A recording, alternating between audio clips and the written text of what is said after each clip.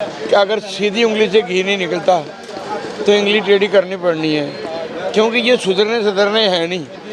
हम फौजी आदमी हैं, हम तो कहते हैं बस दूध मांगोगे खीर देंगे, कश्मीर मांगोगे चीर देंगे।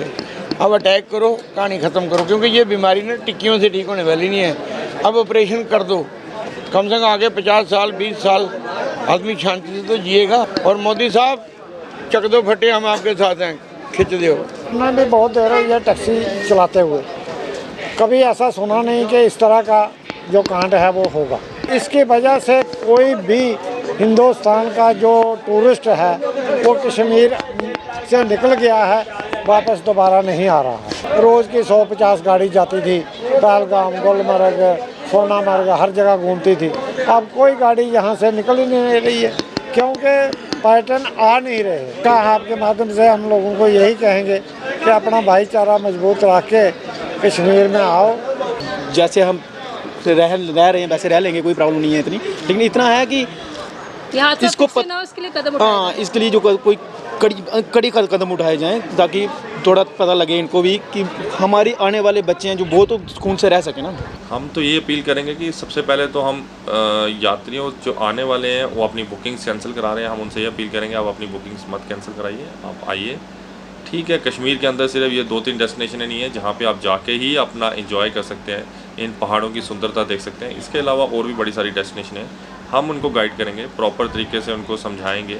जो एरिया सिक्योर है, जहाँ पे सिक्योरिटी अरेंजमेंट्स प्रॉपर तरीके से हैं, रहना खाना अच्छा है, हम उनको गाइड करके वहाँ भेजेंगे, ताकि उन लोगों का भी छुट्टियाँ जो साल में एक बार उन्होंने फैमिली बच्चों को लेकर जाना होता है, वो भी उनका अच्छे से ट्रिप भी रहे और सिक्योर रहे, जो हमारी भी रिस्पॉन्सिबिलिटी बनती है और हमारी गवर्नमेंट की भी बनती है। नमस्कार, आप देख रहे हैं यंग बाइट्स, मैं हूं आपके साथ पूजा ठाकुर। आपको बता दें, पहलगाम में हुए आतंकी हमले के बाद वहां की सिचुएशन जो है वो चिंताजनक है। लोग जो है वो वहां से जम्मू की तरफ आ रहे हैं या अपने अपने स्थानों की तरफ जिस तरह से जा रहे हैं, और ऐसे में जो अपना रोज़गार कमाने के लिए जो टैक्सी ड्राइवर थे, टैक्सी ऑपरेटर्स थे, उनका किस तरह से जो है वो गुजारा हो पा रहा है। क्योंकि यहाँ पर आप देख पा रहे हैं टैक्सियाँ जो है वो तमाम खड़ी है, जहाँ पर एक तरफ टैक्सी जो है वो इक्का दुक्का ही होती थी, लेकिन आज के समय में आप देख पा रहे हैं कितनी तमाम टैक्सियाँ जो है वो यहाँ पर नज़र आ रही है, जहाँ पर लोग स्पेशली कश्मीर के लिए जाया करते थे, वहाँ पर एंजॉय करने के लिए अपना जो क्वालिटी टाइम था वो वहाँ पर स्पेंड करने के लिए जाते थे।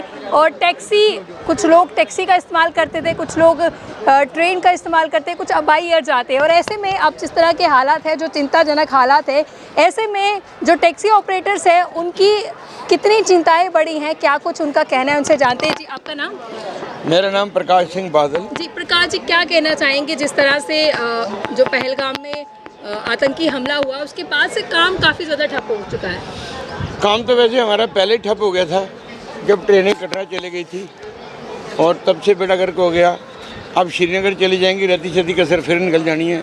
लेकिन उसके बाद भी बेचारे कुछ आ रहे थे। लेकिन अभी क्या हुआ कि जब ये आतंकी हमला हुआ उसके बाद सभी डर गए, बेचारे यहाँ से भाग गए हैं। अब देखो ये पूरी गाड़ियाँ खड़ी हैं, इस समय गाड़ियाँ यहाँ नज़र नहीं आती थी, रोडों पे घूमती थी, गुलमर्ग, पहलगाम, सोनमर्ग, लेकिन अब सब यहाँ खड़ी हैं। इनको इतनी प्रॉब्लम आई पड़ी है कि घर के खर्चे कैसे चलाएंगे, नई नई गाड़ियाँ, इनकी किस्तें कहाँ से देंगे। काम बहुत ठप हो चुका है, बहुत बुरा हाल है। हमारे यंग लड़के जिनको नौकरी नहीं मिलती थी, ये देखो ये सारे बेचारे आके यहाँ पे गाड़ियाँ चला रहे थे, लेकिन अब क्या करें, इधर भी कहानी ख़त्म है। ये चक्कर है, बड़ा बुरा हाल है। क्या कहना चाहेंगे, किस तरह के क्या कदम उठाए जाने चाहिए जिससे फिर से आपका कार्य जो है चल पड़े? कदम तो बेटी ऐसी है बात कि अगर सीधी उंगली से घी नहीं निकलता तो इंगली टेढ़ी करनी पड़नी है, क्योंकि ये सुधरने हैं नहीं।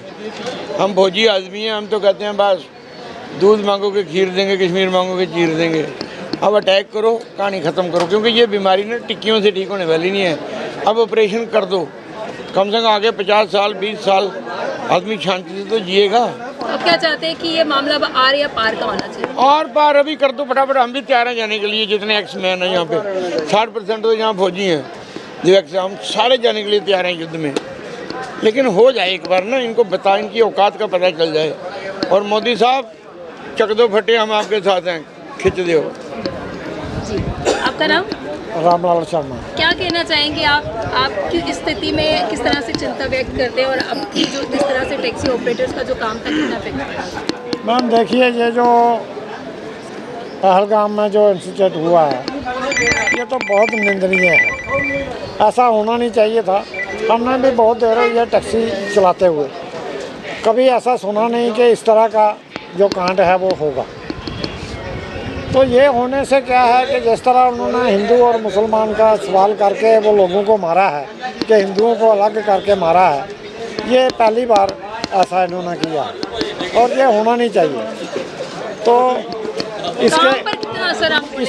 इसकी वजह से कोई भी हिंदुस्तान का जो टूरिस्ट है वो कश्मीर से निकल गया है, वापस दोबारा नहीं आ रहा है। उस पर काम का असर तो पड़ेगा ही। जैसे गाड़ियां हैं, रोज़ की 150 गाड़ी जाती थी, पहलगाम, गुलमर्ग, सोनामर्ग, हर जगह घूमती थी। अब कोई गाड़ी यहाँ से निकल ही नहीं रही है, क्योंकि पर्यटन आ नहीं रहे। अगर पर्यटन आते होते तो ये जाएंगे, तो मगर ये कोई आ नहीं रहा, इसलिए काम पर तो बुरा असर पड़ा है। बेकार बैठे हैं लोग, पढ़े लिखे लोग भी बेकार हो गए हैं यहाँ। तो इसका आपके माध्यम से हम लोगों को यही कहेंगे कि अपना भाईचारा मजबूत रख के कश्मीर में आओ, कोई ऐसी बात नहीं है। हम लोग आपके साथ हैं, हम गवर्नमेंट के साथ भी हैं। तो टैक्सी वाले हर वक्त तैयार रहते हैं। आपका नाम? मेरा नाम साहिल है। साहिल, क्या कहेंगे, कितना इफेक्ट जो है वो काम पर पड़ रहा है इस समय? देखिए मैम, ये जैसे जो हमला हुआ है, जो हमारे लोग मरे हैं ना वहाँ पे, तो तब के बाद कश्मीर के मतलब जो कश्मीर से आने वाले लोग हैं ना वही आ रहे हैं, जो टूरिस्ट गए हुए हैं।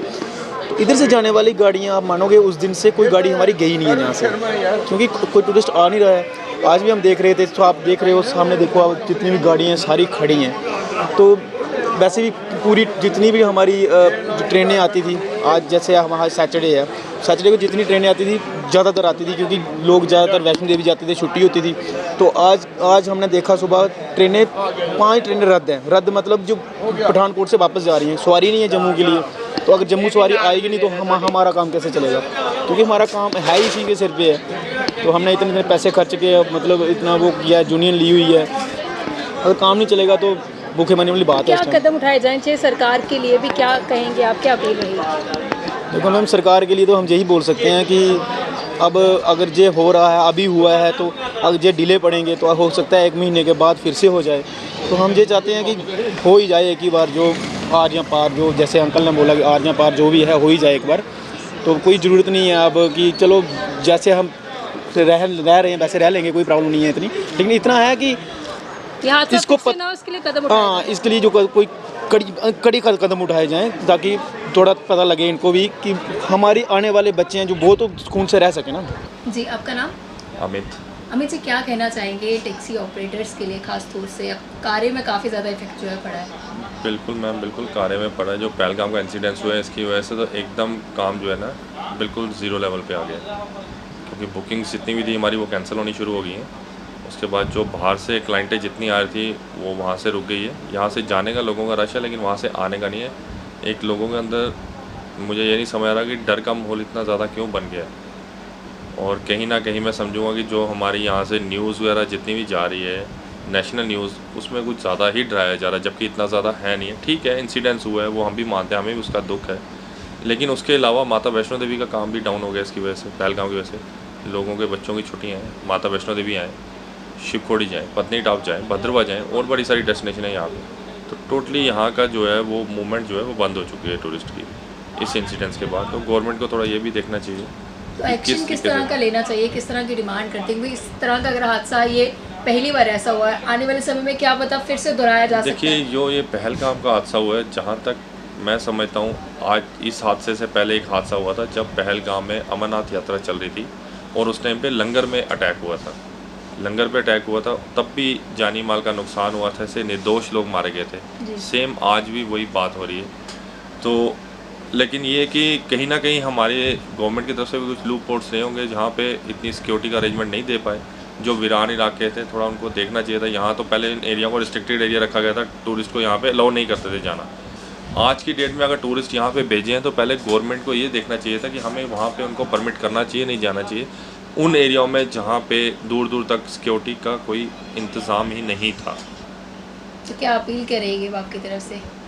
हम तो ये अपील करेंगे कि सबसे पहले तो हम यात्रियों जो आने वाले हैं वो अपनी बुकिंग्स कैंसिल करा रहे हैं, हम उनसे ये अपील करेंगे आप अपनी बुकिंग्स मत कैंसिल कराइए, आप आइए। ठीक है, कश्मीर के अंदर सिर्फ ये 2-3 डेस्टिनेशन नहीं है जहाँ पे आप जाके ही अपना एंजॉय कर सकते हैं, इन पहाड़ों की सुंदरता देख सकते हैं। इसके अलावा और भी बड़ी सारी डेस्टिनेशन है, हम उनको गाइड करेंगे, प्रॉपर तरीके से उनको समझाएंगे। जो एरिया सिक्योर है, जहाँ पे सिक्योरिटी अरेंजमेंट्स प्रॉपर तरीके से हैं, रहना खाना अच्छा है, हम उनको गाइड करके वहाँ भेजेंगे ताकि उन लोगों का भी छुट्टियाँ जो साल में एक बार उन्होंने फैमिली बच्चों को लेकर जाना होता है वो भी उनका अच्छे से ट्रिप भी रहे और सिक्योर रहे, जो हमारी भी रिस्पॉन्सिबिलिटी बनती है और हमारी गवर्नमेंट की भी बनती है।